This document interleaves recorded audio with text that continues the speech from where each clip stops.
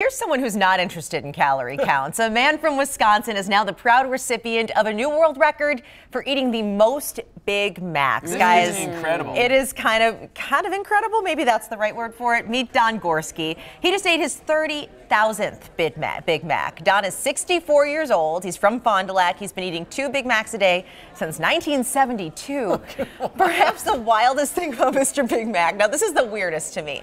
He doesn't go to McDonald's every day.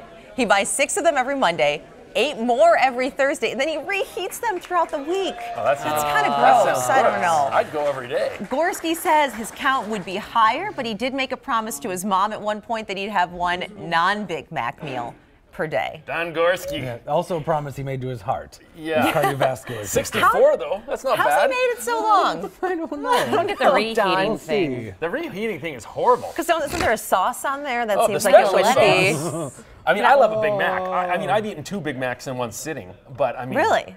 Any more than that. We're all very judgmental Yeah. right now, though. We Chris can't knock it until we try it. That's true. Right? Oh, So now we'll start eating every Thousands? single You gonna day. try it? Here we go. Why don't you try it?